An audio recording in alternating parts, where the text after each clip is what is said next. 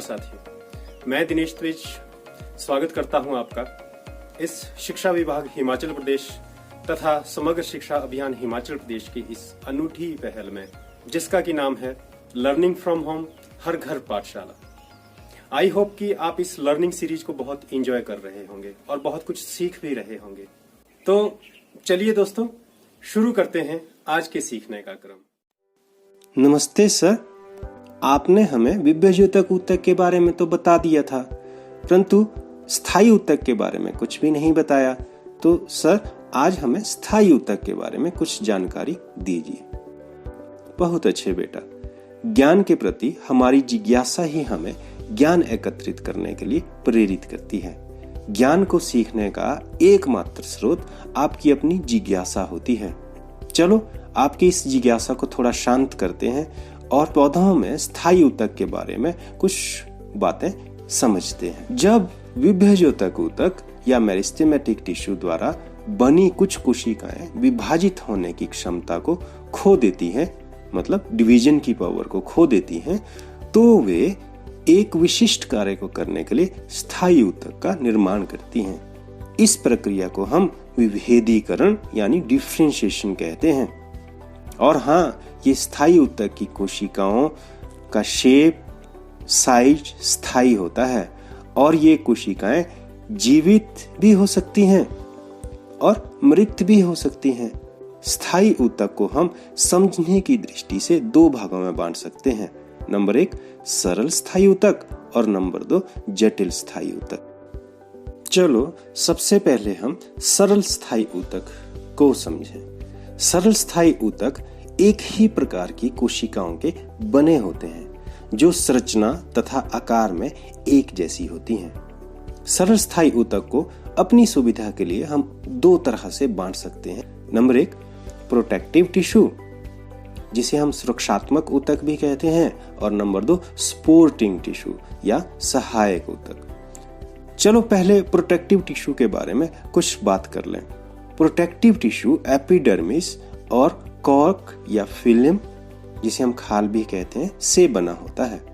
तो चलो पहले एपिडर्मिस के बारे में बात कर लेते हैं। एपिडर्मिस को समझ लेते हैं। पादपों में एकल कोशिकाओं की एक परत होती है। इस सिंगल सेल्स की परत को हम एपिडर्मिस कहते हैं। और हाँ, यह मोम जैसे पदार्थ क्यूटिकल से ढकी हुई होती है। इसी पदार्थ क्यूटिकल की वजह से पत्ते वाटरप्रूफ होते हैं, पत्तों पर पानी नहीं टिकता। अगर हम बात करें एपिडर्मिस पौधे के लिए क्या कार्य करती है, एपिडर्मिस का मुख्य कार्य पौधे को सूखने से बचाने का तथा इन्फेक्शन से बचाने का है। जो ये क्यूटिकल है, ये पौधों में वाष्पोत्सर्जन की क्रिया को भी नियंत्रित करती है। तुम्हें पता है, एपिडर्मिस पर छोटे छोटे छिद्र होते हैं जिन्हें हम स्टोमेटा कहते हैं। स्टोमेटा में 2 किडनी के आकार की कोशिकाएं होती है जिन्हें हम रक्षी कोशिकाएं कहते हैं। अगर आप माइक्रोस्कोप के नीचे पत्ती की काट को देखोगे तो आपको बहुत ही सुंदर स्टोमेटा उसमें दिखाई देंगे। जब आप वापस अपने स्कूल जाएंगे तो जरूर स्टोमेटा माइक्रोस्कोप के नीचे जरूर देख। अब स्टोमेटा के कार्य की बात कर लेते हैं। स्टोमेटा का मुख्य कार्य गैसों का आदान प्रदान करना होता है। हमें पता ही है कि पादप हमें ऑक्सीजन देते हैं और कार्बन डाइऑक्साइड लेते हैं। यह कार्य इन छोटे छोटे रंध्रों के द्वारा किया जाता है, जिसे आप जानते ही हो कि हम स्टोमेटा कह रहे हैं। पौधों के द्वारा अवशोषित वेपर के रूप में बाहर निकाल देता है। इसे हम ट्रांसपिरेशन भी कहते हैं विज्ञान की भाषा में। स्टोमेटा का एक और कार्य भी होता है, यह एक्स्ट्रा वाटर को वाष्पोत्सर्जन की क्रिया द्वारा वेपर के रूप में बाहर निकाल देता है। तो ये तो आप समझ गए कि एपिडर्मिस क्या होता है, एपिडर्मिस का कार्य क्या है, स्टोमेटा क्या होता है, कहाँ पाए जाते हैं और स्टोमेटा का कार्य क्या है।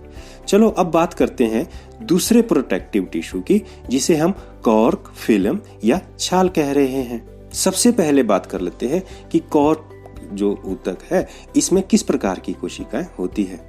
कॉर्क की जो कोशिकाएं हैं वो मृत होती हैं, मतलब जीवित नहीं होती। और इसकी कोशिकाओं के बीच में जो अंतर कोशिकीय स्थान है वो बिल्कुल भी नहीं होता। तुम्हें पता है, जो खाल है या कॉर्क है वो पादप को इन्फेक्शन से और यांत्रिक चोट से, मैकेनिकल इंजरी से बचाती है। और हाँ, ये पादप को मजबूती भी प्रदान करती है। तुम्हें ये भी पता नहीं होगा कि जो ये कॉर्क है ये खेल के बहुत सारे सामान को बनाने के लिए प्रयुक्त की जाती है। तो ये तो थी बात सरल स्थायी ऊतक के सुरक्षात्मक ऊतक की, प्रोटेक्टिव टिश्यू की। अब सरल स्थायी ऊतक के दूसरे प्रकार जो सहायक ऊतक है, सपोर्टिंग टिश्यू है, उसकी बात कर लेते हैं। सपोर्टिंग टिश्यू का मुख्य कार्य पादप को सपोर्ट प्रदान करना होता है। ये 3 तरह के होते हैं, इन्हें हम 3 भागों में बांट सकते हैं। नंबर 1 पैरेन्काइमा, नंबर 2 कोलेन्काइमा और नंबर 3 स्क्लेरेन्काइमा।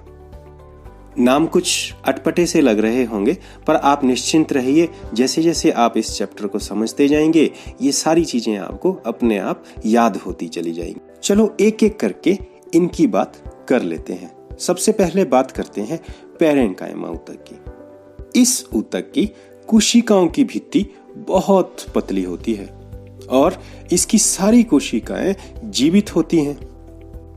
इनका आकार ओवल और स्फेरिकल होता है। इस ऊतक की कोशिकाओं के बीच बहुत बड़ा वैक्यूल्स होता है। यह ऊतक पत्तों, तनों तथा जड़ों की पिथ में पाया जाता है। पिथ मतलब जो तने, जड़ या पत्तों का गुदादार पदार्थ होता है। चलो अब बात कर लेते हैं पैरेन्काइमा ऊतक के कार्य की। यह ऊतक अपने बड़े वैक्यूल में भोजन को स्टोर करता है।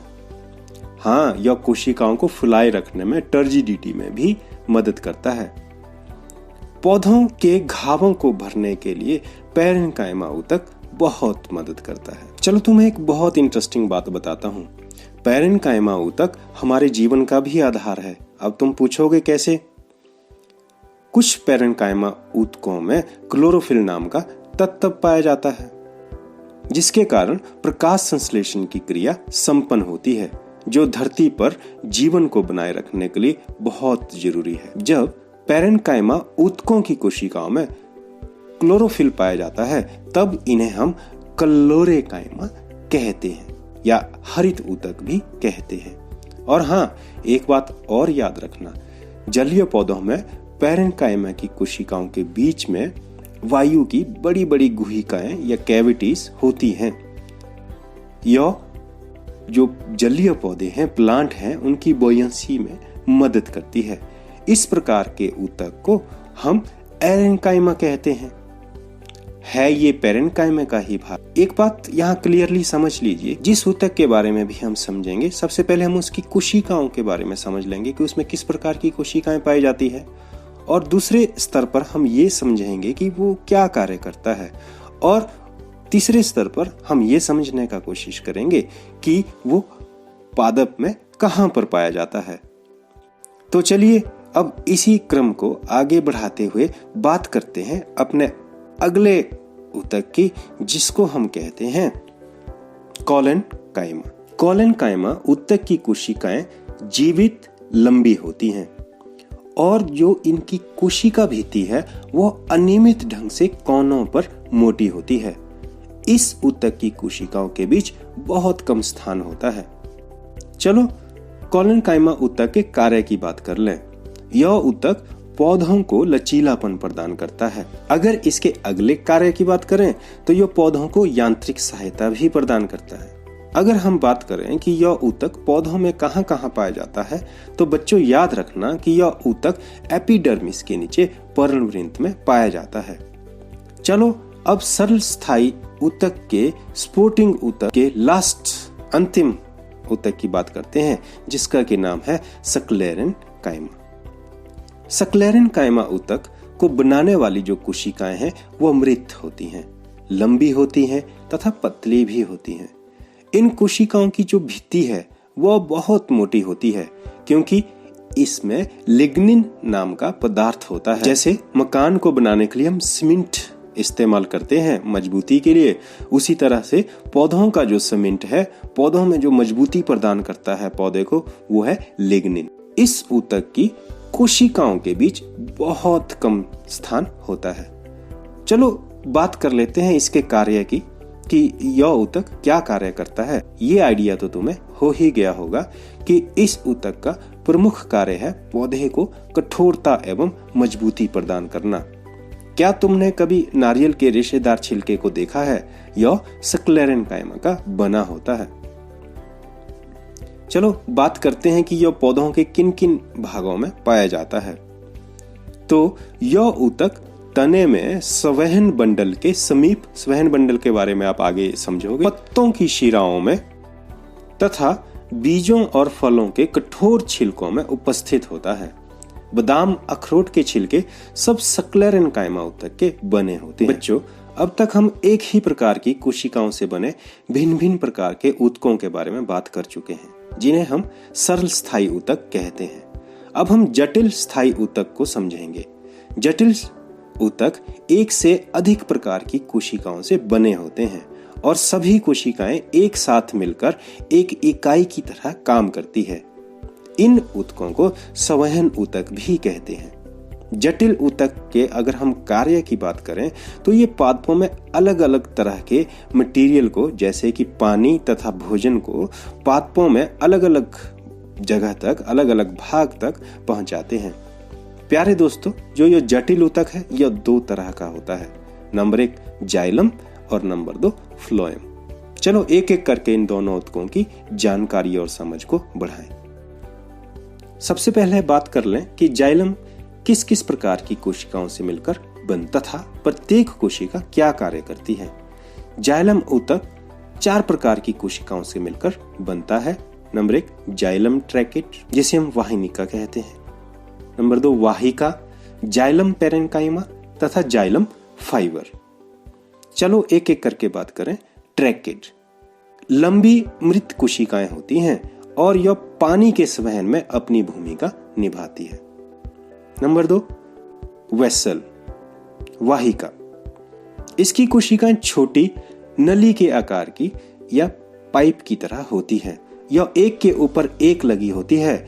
यह पानी तथा खनिज लवण के संवहन के लिए एक चैनल बनाती है, जिससे पानी तथा खनिज लवण ऊर्ध्वाकार मतलब ऊपर की ओर संवहित होता है। यहाँ पर डायरेक्शन आप जरूर याद रख लेना। यहाँ पर पानी कहाँ जा रहा है? जड़ों से पौधे के ऊपर के भाग की ओर, ऊर्ध्वाकार ऊपर की ओर। चलो अब तीसरे कोशिका की बात कर लें। Xylem parenchyma. यह मोटी कोशिकाएं होती हैं जो भोजन के संग्रहण का काम करती है।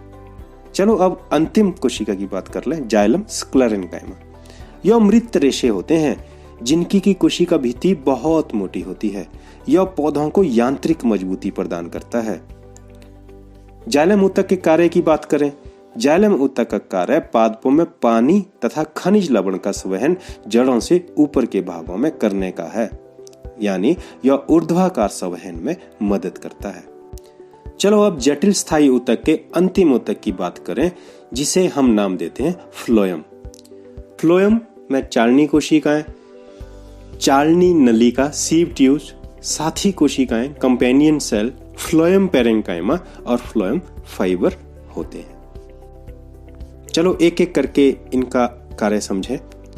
चालनी नलिका सीव ट्यूब में नलिकाएं प्रकाश संश्लेषण में उत्पन्न भोजन को पादप के सभी भागों तक पहुंचाती है। जो साथी कोशिकाएं होती हैं वे भोजन की दिशा का नियंत्रण करती है कि भोजन किस दिशा में भेजना है।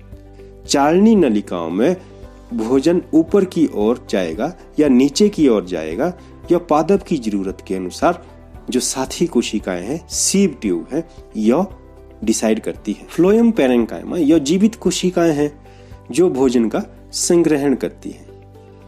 फ्लोएम फाइबर यह मृत कोशिकाएं होती हैं जो सीव ट्यूब को यांत्रिक मजबूती प्रदान करती हैं।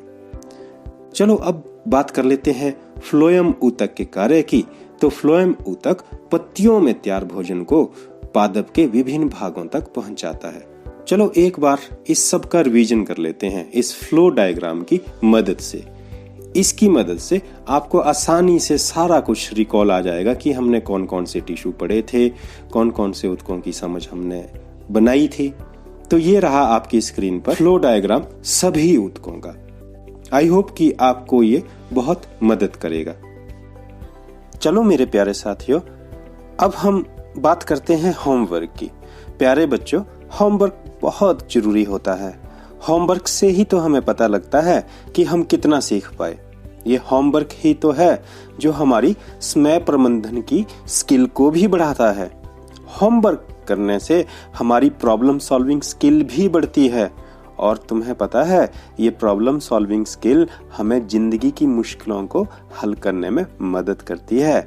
तो आप सब होमवर्क जरूर करें।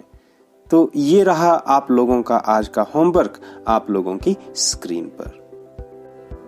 प्यारे साथियों, मुझे उम्मीद है कि बाकी हजारों साथियों की तरह आपको भी इस शिक्षा अंकुर चैनल के द्वारा दी गई जानकारी अच्छी लगी होगी। अगर आपको मेरा प्रयास पसंद आया हो तो जरूर सब्सक्राइब करें इस शिक्षा अंकुर चैनल को, और हाँ, बेल आइकन प्रेस करना ना भूलें ताकि नई नई नोटिफिकेशन आपको मिलती रहे। धन्यवाद।